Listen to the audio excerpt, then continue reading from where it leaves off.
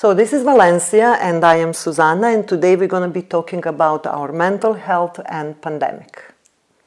We are all facing this pandemic crisis, and it is now a situation that is becoming prolonged.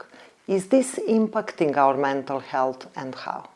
I'm glad you asked that, Suzana, because a lot of us, we don't have that awareness. We don't know whether or not this situation has impacted us in some way mentally or emotionally. And if we look at the definition of what mental health is, what good mental health is the ability to deal with the normal stresses of life, right? So we can think of it like on a continuum between like good mental health to like maybe not so good. And we vary along this throughout our lifetime. You know, like we have good days, good weeks, good months, bad weeks, bad months. So we can have like mental health issues, you know, triggered by something. And it's important to differentiate between mental health issues and mental health illnesses. You know, like illnesses are something which are diagnosable, which are treatable, but having an issue does not mean that you have an illness, right? So that's why a lot of people may not pay attention, because they think that, you know, it could be an illness, but it's not that. So going back to the pandemic issue, it really is something that is, like you said, prolonged. It's very persistent. And for us now, you know, we are going through various lockdowns, lots of restrictions, a lot of loss of our freedom, in a sense. So it's almost like a grieving process in that way. We've lost the things that we used to have. And there's all these things, you know, like restrictions being lifted, and then it goes back in. So people are getting very tired, very fatigued. And this is something that we have to be aware of, because the pandemic is a trigger, and what we are feeling is kind of our perception towards it, you know, like whether it's anger, it's grief, fear, anxiety, worry. These are the kind of things that we are feeling, what we're perceiving from the trigger that's the pandemic. So how this can impact us is the kind of changes maybe that we may see in ourselves or maybe others around us. Can you share more on these changes? For example, what may be viewed as depression? Yeah, so the changes I'm referring to is like behavior, for example, our thoughts, our feelings. So maybe our thinking might change. Like some of the thoughts may become more negative, like hopelessness and like helplessness, thoughts like that. Maybe we have changes in our mood, like various mood shifts, persistent low mood. In terms of behavior, maybe we're becoming more withdrawn, you know, like socially, or changes in our daily routine, our sleeping patterns, our eating patterns, any kind of like shift that you may see in yourself or others. It's something to be noticeable about. So these are the kind of changes I was talking about. As for depression, this is a mood disorder. So like I was saying earlier, with mental health illnesses, major depressive disorder is something that is diagnosable. And it has various symptoms. So like low mood, low energy, low concentration. We may experience changes in our thinking. So like maybe self-harm thoughts or suicidal ideation, a loss in interest in the activities that we used to enjoy. So just talking about these, symptoms that I mentioned, a lot of us may experience or may have experienced some or more of this in the past few months or year. But that doesn't mean that we have a diagnosable disorder, right? So for something to be diagnosed as major depressive disorder, at least you have to have at least something like 5 or more of these symptoms persistently across like 2 weeks. So it's just, again, differentiating between a mental health issue, which which is triggered by something like the pandemic, versus something that is an illness, right? So, these are the kind of things that I wanted to touch on when it comes to depression. So how can we help ourselves and how can we help others? Helping ourselves, I mentioned earlier about having that awareness in ourselves, that introspection, looking inwards, but also talking about it with other people. It's like talking to family or friends or whoever is in our community, knowing that we're not alone in what we're going through and that there are also other people that are in the same boat as us. Even utilizing our positive coping mechanisms.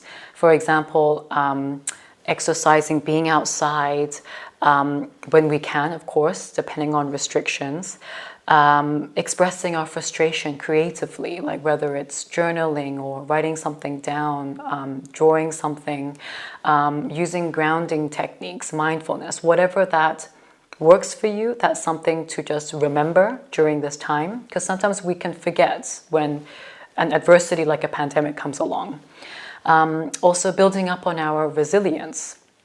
And in terms of helping other people, this is something that we want to be aware about as well, like not just ourselves, but other people. So reaching out to them, whoever it is that you're comfortable to reach out to, and vice versa, like asking them what's going on and how they're feeling, listening actively to them, being non-judgmental, and encouraging them to seek support, whatever relevant support it may be, if it's something professional or not, encouraging other support as well, like within the community.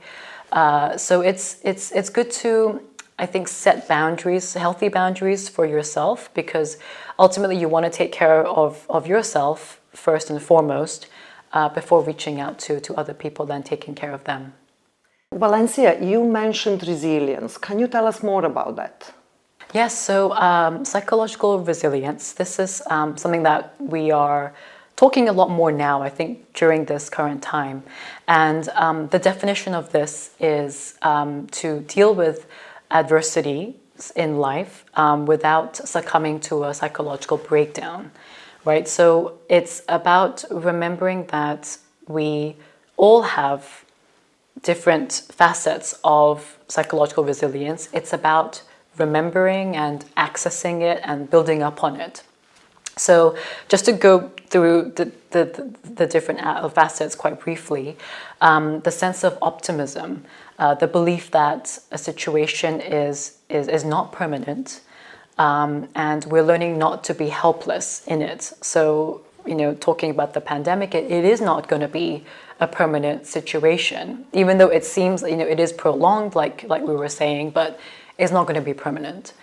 Having the willpower, refusing to give up hope, and being flexible with ourselves as well. Like we have a lot of disruption in our life because of this crisis, and some of the goals that we've set for ourselves may not have been met because of this. So we also want to be flexible with ourselves, like this is the situation and my goal is not being met the time I wanted it to, but I'm willing to shift it, to be able to meet it a little bit later maybe. Having social support, like we said, being resilient, like practically, like preparing ourselves with masks, with sanitization, things like that. So that puts our mind at ease as well, to protect ourselves. And also living with a sense of purpose, being driven by a purpose and having your set of values and beliefs to live by. That's also something that is a driving factor. Well, everyone has their own way how to feel better and cope with difficulties. Can you tell us what worked for you? Yes, yeah, absolutely. For me, grounding techniques really work. Like a lot of the times we are in our minds, we have a lot of thoughts, there's constant mind chatter going on, and these thoughts make us feel a certain way or make us behave a certain way. And sometimes it helps to create some distance between the thought and us, right? So, like deep breathing techniques, even refocusing from our mind to like a physical sensation, whether it's, focusing on something that you're touching or what you're visualizing or what you're hearing. It's just a few minutes, just to refocus and create some psychological distance from your thought. So it kind of goes into mindfulness in a way, just being present, and that a lot of the thoughts are not true. So it's just giving myself that kind of distance.